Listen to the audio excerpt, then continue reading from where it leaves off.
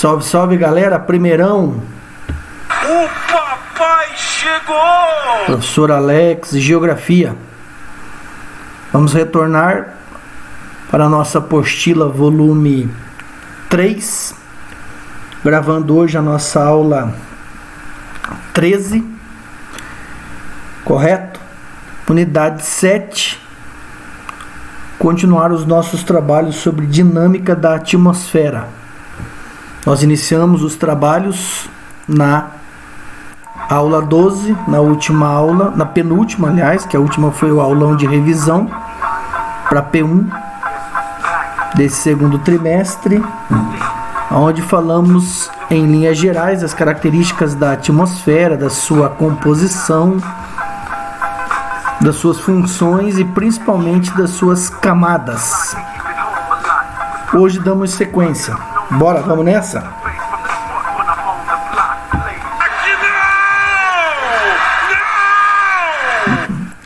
Ajustando os nossos materiais na página 8 da apostila. E aqui, inclusive, a gente tem o quadro que nos permite relembrar o nome dessas camadas da atmosfera: troposfera, estratosfera, mesosfera, termosfera, exosfera. Lembrando que a ionosfera se estende da parte superior da mesosfera à termosfera toda, e a camada de ozônio se localiza na estratosfera. É sobre ela que falaremos hoje, também da importantíssima camada de ozônio. Falamos do efeito estufa, o efeito estufa natural, vital para o planeta, é o regulador térmico do planeta. Ionização é o processo em que alguns elétrons de um átomo se desprendem da interação com o núcleo. Então é importante para a transmissão de sinais, enfim, a camada ionosfera tem essa característica. As auroras, que nada mais são que fenômenos luminosos causados pelo contato entre os ventos solares e o campo magnético terrestre, quando ocorrem no hemisfério norte, no Ártico, auroras boreais; quando ocorrem no sul, Antártida, auroras austrais. Algumas curiosidades aqui também pertinentes à atmosfera. Em virtude da movimentação de rotação, a atmosfera apresenta-se mais expandida na linha do Equador e achatada sobre os polos. A temperatura média da atmosfera na superfície terrestre é de 15 graus Celsius. Isso é bem importante no que se refere à questão do aquecimento global, porque é o aumento dessa temperatura média, o fenômeno aquecimento global, que falaremos. Os voos comerciais operam preferencialmente na tropopausa, ali a camada intermediária entre a troposfera e a estratosfera, para evitar as turbulências, uma vez que todos os fenômenos atmosféricos, inclusive como os que ocorreu nesses últimos dias aqui no sul do Brasil, né, o chamado ciclone bomba, ocorre dentro da troposfera. As nuvens mais altas existentes situam-se na baixa estratosfera, não havendo nuvens na atmosfera acima dessa altitude. O que popularmente se chama de estrelas cadentes, na verdade são pequenos fragmentos rochosos vindos do espaço, os meteoritos, meteoros, que se incendeiam e se vaporizam ao adentrar a mesosfera, né, o contato, né? Então, essa é uma função de proteção que a atmosfera também exerce no nosso planeta. Na termosfera, apesar de as moléculas poderem atingir 2.500 graus Celsius, qualquer termômetro instalado registraria temperaturas muito inferiores a 0 graus Celsius, pois o ar é tão rarefeito que o calor não se transfere entre elas. Isso explica o porquê da mesosfera ser a camada mais fria entre as camadas da atmosfera, mesmo estando em uma camada, numa posição intermediária entre as camadas. Nas viagens espaciais, a linha imaginária considerada limite entre a atmosfera e o espaço exterior é denominada de linha de Kármán e situa-se a aproximadamente a 100 km de altitude. É na exosfera que se encontra a região chamada nível crítico de escape, onde é possível átomos e moléculas saírem do campo gravitacional terrestre. No norte da Finlândia, há um hotel que oferece acomodações similares a um iglu, com paredes e tetos de vidro. Nelas, os hóspedes podem assistir, com todo o conforto, ao fenômeno das auroras boreais nas noites mais frias. Temos aqui a imagem, caso alguém se interesse, faça a sua reserva. Camada de ozônio. A tão falada camada de ozônio. Diferentemente do oxigênio, o ozônio é um gás tóxico, que só não prejudica os seres humanos por não se concentrar na superfície terrestre. Sua presença na atmosfera decorre de reações químicas produzidas pela ação da radiação solar nas moléculas de oxigênio. Por isso, a fonte natural de ozônio produz continuamente novas moléculas desse gás. Entre as radiações solares, as mais nocivas são as de ondas curtas, também denominadas de raios ultravioleta, os quais se dividem em 3 tipos: UVA, UVB e UVC. A camada de ozônio impede que a totalidade dos raios UVC e a maioria dos raios UVB cheguem à superfície terrestre.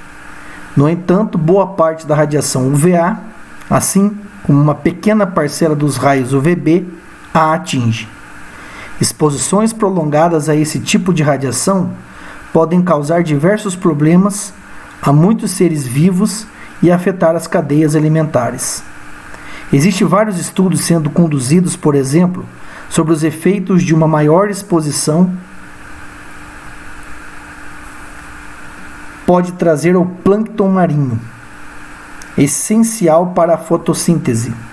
Nos seres humanos, os órgãos mais expostos a essa radiação, como a pele e os olhos, são os mais afetados, podendo originar doenças degenerativas como câncer de pele e glaucoma, que é uma doença ocular. Resumindo, pessoal, apesar das especificações importantes aí do texto, a camada de ozônio, que se encontra na camada da estratosfera, exerce uma importantíssima função, a de filtrar. A camada de ozônio, ela filtra a maior parte dos raios ultravioleta, ou seja, aqueles que são nocivos aos seres humanos, a muitas espécies vivas do planeta.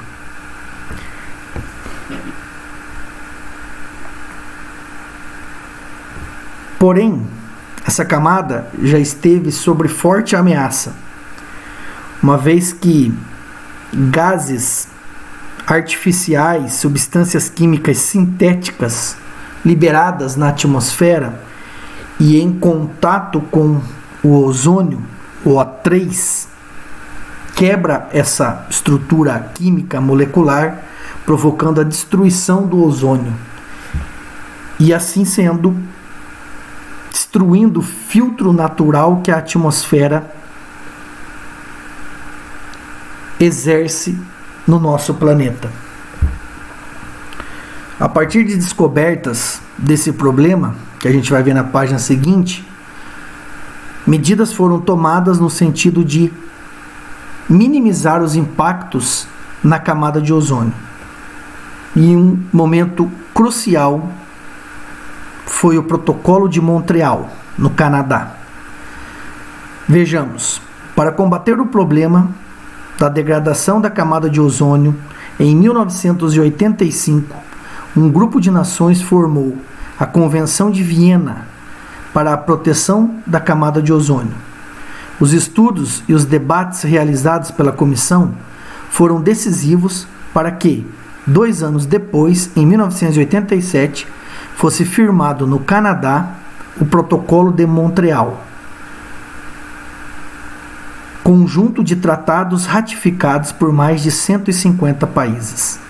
O Protocolo de Montreal estabeleceu metas de eliminação da fabricação e do uso de gases prejudiciais à camada de ozônio, ou seja, de substâncias químicas sintéticas denominadas clorofluorcarbonos, CFCs, os quais liberam átomos de cloro que decompõem o ozônio. CFCs é utilizado na indústria, principalmente na fabricação de propelentes em spray de aerosóis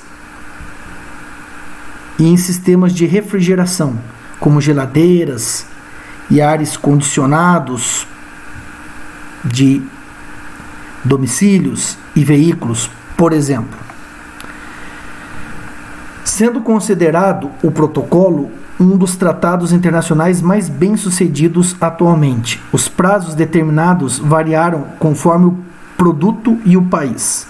Em alguns casos, o uso dos CFCs foi totalmente abolido em 10 anos. O Brasil não é exceção. Desde a ratificação do Protocolo de Montreal, os índices mundiais de uso e fabricação de gases nocivos à camada de ozônio diminuíram expressivamente. No país, as metas de 100% de eliminação foram fixadas entre 2010 e 2040, conforme o gás. Então, aqui a época, lá no final dos anos 70, quando os impactos desses gases na camada de ozônio começaram a ser estudados e registrados por imagens de satélites. 87, quando o Protocolo de Montreal foi assinado, e a sequência desse processo, como disse bem o texto, na maioria dos casos bem sucedido. Existem imagens atuais que registram uma redução considerável desse chamado buraco, aqui mais identificado sobre o continente da Antártida, e já um processo também de regeneração, de recuperação da camada de ozônio. Como a gente viu aqui anteriormente no texto,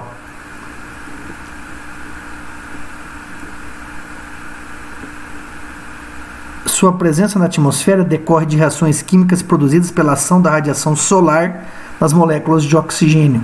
Então, naturalmente, a partir da diminuição do uso do CFC, naturalmente a camada de ozônio iniciou um processo de regeneração. Ok, estudo da ONU. Nesse ano, um relatório da ONU afirmou que a camada de ozônio em altitudes maiores mostra sinais de recuperação. Fora dos polos, ela deve voltar ao normal antes de 2050. Aí um texto, conexões, para complementar esse tema, que vai ressaltar, óbvio, a necessidade dos seres humanos se protegerem, quando expostos ao sol, horários mais indicados, o uso de filtros solares, de óculos também de sol para a proteção ocular. Circulação geral da atmosfera. No que se refere à compreensão da climatologia terrestre pela geografia, ou seja, a interação entre o clima e as sociedades humanas, sem dúvida a camada atmosférica mais importante a ser observada é a troposfera. É nela em que vivemos. É nela que ocorrem as mais significativas conversões de energia solar em calor e também as principais transferências térmicas, produzindo alterações na pressão atmosférica e com isso gerando a circulação dos ventos e massas de ar. Falaremos nesta aula e na próxima muito sobre a circulação geral da atmosfera. falaremos sobre ventos e massas de ar, o movimento, a dinâmica atmosférica que ocorre em função de diferenças de temperaturas, por isso foram citadas aqui as principais transferências térmicas, ou seja, as variações de temperatura que alteram a pressão atmosférica. Logo entenderemos que toda a dinâmica de ventos e de massas de ar está relacionada às diferenças de pressão atmosférica, que por sua vez é influenciada pelas diferenças térmicas, pelas diferenças de temperatura. Uma forma simples de definir o que é pressão atmosférica é compreendê-la como a força, peso exercida pela camada de ar existente sobre a superfície terrestre, provocada, atraída pela força da gravidade. No entanto, esse peso pode variar de acordo com a temperatura do ar. Moléculas aquecidas tendem a se expandir, tornando o ar mais leve. Quando perdem calor, ocorre o oposto. Dessa forma, determina-se a regra mais fundamental da circulação atmosférica, válida especialmente na troposfera. O ar quente, leve, tende a subir. O ar frio, pesado, tende a descer. Isso mesmo. Essa é a regra básica, sobre o entendimento da circulação atmosférica. O ar aquecido se expande, se torna mais leve e se torna um ar ascendente, um ar que tende a subir. O ar mais frio, as moléculas ficam mais concentradas, ele se torna mais pesado e se torna um ar descendente, ou seja, tende a descer. A dinâmica da circulação atmosférica altera o peso do ar sobre a superfície terrestre, ou seja, influencia na pressão atmosférica.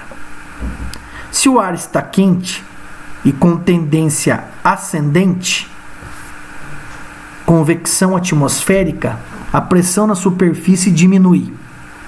Se o ar está frio, tende a ser mais pesado e entra em movimento descendente, subsidência atmosférica, elevando a pressão atmosférica. É justamente o que podemos identificar aqui nessa imagem. A seta vermelha, ela está demonstrando a convecção atmosférica. O ar mais quente tende a se elevar e isso diminui a pressão. As regiões mais quentes apresentam menor pressão atmosférica. Aqui nós estamos vendo a subsidência atmosférica, porque o ar é mais frio, mais denso, tende a descer, aumentando o peso, portanto, a pressão. Lugares mais frios, pressão atmosférica maior. E como existe uma constante alteração de temperaturas durante o dia, em diferentes regiões do globo, você registra diferentes pressões atmosféricas. Entre as zonas de baixa e alta pressão atmosférica, ocorrem deslocamentos de ar em sentido inverso, na superfície e na altitude, alimentando continuamente a circulação. Isso evidencia a existência de ventos e deslocamento de massas de ar na troposfera. Resultam do fato de haver zonas com diferentes pressões atmosféricas. Fazendo um link, pessoal, com os acontecimentos no sul do Brasil, chamado ciclone bomba, essa é a razão da ocorrência desses fenômenos atmosféricos. As zonas de diferentes pressões atmosféricas, combinada com outros fatores, obviamente, o rápido deslocamento dos ventos de uma área de alta pressão para uma área de baixa pressão provocou os fenômenos climáticos no sul do Brasil, as quais são influenciadas pela movimentação de rotação da Terra. Em outras palavras, a circulação do ar nessa região na troposfera decorre da existência de pontos com alta pressão distinta que, por sua vez, ocorrem em virtude dos diferentes níveis de aquecimento ali existentes. A temperatura de cada local na superfície terrestre é influenciada por diversos fatores, e a interpretação climatológica envolve um elevado grau de complexidade. Contudo, conforme evidenciado na ilustração anterior, é possível destacar outra regra simples quanto ao deslocamento do ar sobre a superfície terrestre. Seria: ventos e massas de ar sempre se deslocam sobre a superfície terrestre de zonas de alta pressão para zonas de baixa pressão atmosférica. Ou seja, os ventos e as massas de ar se deslocam das áreas mais frias, de alta pressão, para as áreas mais quentes, de baixa pressão. Quanto maiores forem essas diferenças térmicas e de pressão, maiores serão as velocidades dos ventos e das massas de ar. Os movimentos de convecção, que seria esse aqui apontado na imagem, subida de ar quente por ser mais leve, e a subsidência do ar, que seria a descida do ar mais frio, costumam ocorrer de forma espiral. Esse fenômeno justifica a origem de outra terminologia geralmente usada para descrevê-los. As zonas de baixa pressão são consideradas ciclonais, que recebem os ventos, pois os ventos convergem e ascendem ao topo da troposfera. E as de alta pressão são descritas como anticiclonais, as zonas dispersoras de ventos, pois a partir delas os ventos descem e se espalham pela superfície. Um dos primeiros cientistas a sugerir que a circulação do ar atmosférico não se restringia apenas à pequena escala, mas também se verificava em nível global, foi o inglês George Hadley, no início do século XVIII.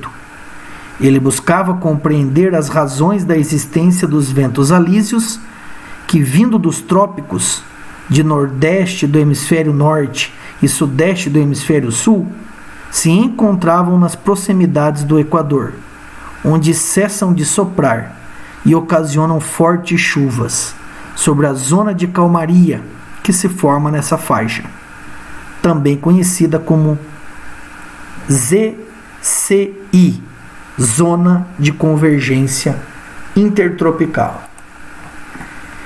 É isso, galera. Estamos trabalhando um conteúdo bastante interessante, principalmente diante dos últimos acontecimentos no Brasil, e é muito comum nos Estados Unidos, na região da América Central, no Pacífico, a ocorrência desses fenômenos climáticos que ocorrem em função das diferenças térmicas, das diferenças de pressão e no sentido do deslocamento desses ventos e das massas de ar, que daremos sequência na próxima aula de uma forma bastante